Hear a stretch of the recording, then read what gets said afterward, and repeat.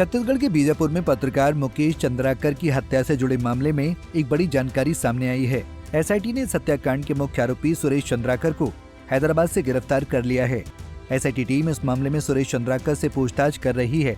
इससे पहले पुलिस ने कांग्रेस नेता और ठेकेदार सुरेश चंद्राकर के 2 भाई रितेश चंद्राकर और दिनेश चंद्राकर को गिरफ्तार किया था। वहीं मुकेश की पोस्टमार्टम रिपोर्ट में ऐसा चौंकाने वाला खुलासा हुआ है जिसे सुनकर हर कोई स्तब्ध है। रिपोर्ट के अनुसार मुकेश के लीवर के 4 टुकड़े किए गए थे, उनकी 5 पसलियां टूटी हुई थी और सिर में 15 फ्रैक्चर थे। वहीं हार्ट फटा था और गर्दन टूटी मिली थी। जिस डॉक्टर ने मुकेश का पोस्टमार्टम किया था, उन्होंने कहा, मैंने अपने 12 साल के करियर में ऐसी हत्या कभी नहीं देखी। ऐसे में आपको विस्तार से बताते हैं कि आखिर कौन थे मुकेश चंद्राकर और उनकी इतनी बेरहमी से हत्या के पीछे क्या थी आरोपी की मुख्य साजिश। दरअसल मुकेश चंद्राकर, जो कि पेशे से एक पत्रकार थे, वो नए साल के दिन 1 जनवरी से लापता हो गए थे, जिसके बाद उनके भाई और पत्रकार युकेश चंद्राकर ने अपने स्तर पर पता लगाने की कोशिश की। उन्होंने सोशल मीडिया पर भी अपने भाई मुकेश चंद्राकर के लापता होने की जानकारी पोस्ट की थी। पोस्ट में गायब होने से परिवारजनों से लेकर पूरे इलाके के लोग परेशान थे, जिसके बाद पुलिस भी मुकेश चंद्राकर की तलाश में जुट गई।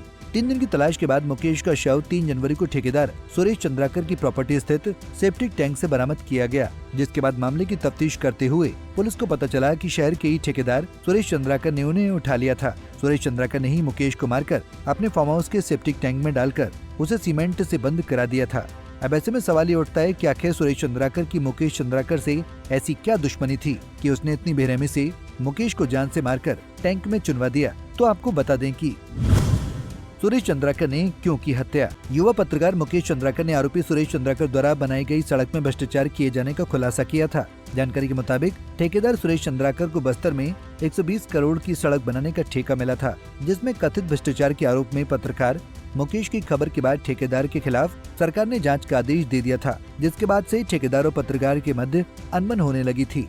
जिसके बाद मौका पाकर सुरेश चंद्राकर ने साजिश के तहत पत्रकार से बदला लेने की भावना से उसे अपनी खरीदी किसी प्रॉपर्टी की जगह पर बुलाया और बेरहमी से वार कर उसे मौत के घाट उतार दिया।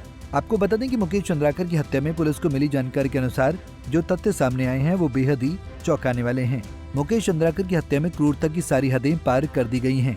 मुकेश चंद्राकर की पोस्टमार्टम रिपोर्ट में ये बताया गया है कि उनके सिर पर चोट के 15 निशान थे। इसके अलावा उनके लीवर के 4 टुकड़े किए गए थे और 5 पसलियों को तोड़ा गया था। इतना ही नहीं, उनकी गर्दन की हड्डी भी तोड़ दी गई थी और हार्ट फटा हुआ पाया गया था। जिस डॉक्टर ने मुकेश का पोस्टमार्टम किया, उन्होंने बताया, मैंने अपने 12 साल के करियर में इतनी क्रूर और निर्मम हत्या का केस कभी नहीं देखा है। उन्होंने ये भी बताया कि मुकेश की हत्या में 2 या 2 से ज्यादा हमलावर शामिल रहे होंगे। हालांकि अब इस केस में मुख्य आरोपी ठेकेदार सुरेश चंद्राकर को हैदराबाद से गिरफ्तार कर लिया गया है। कौन है मुकेश चंद्राकर? मुकेश चंद्राकर, जो कि एक निडर और साहसी पत्रकार थे, वे भ्रष्टाचार के मुद्दों को बड़ी ही प्रत्यक्षदर्शिता के साथ समाज के सामने उजागर करते थे। वे कई समाचार चैनलों के लिए एक स्वतंत्र पत्रकार के रूप में काम करते थे। मुकेश का अपना खुद का एक यूट्यूब चैनल भी था, बस्तर जंक्शन के नाम से, जिसके लगभग 1.5 लाख से ज्यादा सब्सक्राइबर थे।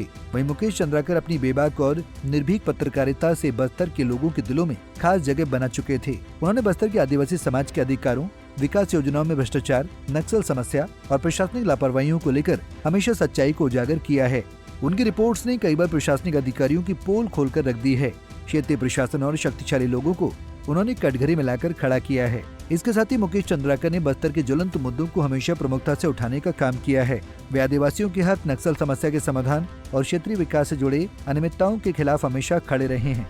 मुकेश चंद्राकर एक बार तब सुर्खियों में आए थे जब अप्रैल 2021 में बीजापुर के तकलगुड़ा में नक्सली हमले के बाद नक्सलियों की कैद से उन्होंने कोबरा कमांडो राकेश्वर सिंह मनहास को छुड़वाया था। उस समय उनकी भूमिका काफी अहम मानी गई थी।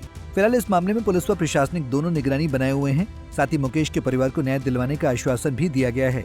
अब ऐसे में एक निर्भीक व निडर पत्रकार की आवाज को हमेशा के लिए खामोश करने वाले निर्दयी व जुर्म के पात्र दोषियों को कब सजा मिलेगी और कब पत्रकार को न्याय मिलेगा, उस पर सवाल और संशय फिलहाल के लिए बरकरार है। Bureau report, Punjab Kesari TV. हमसे जुड़े रहने के लिए हमारे YouTube चैनल को सब्सक्राइब करें और नई वीडियो की नोटिफिकेशन के लिए बेल आइकॉन को दबाएं।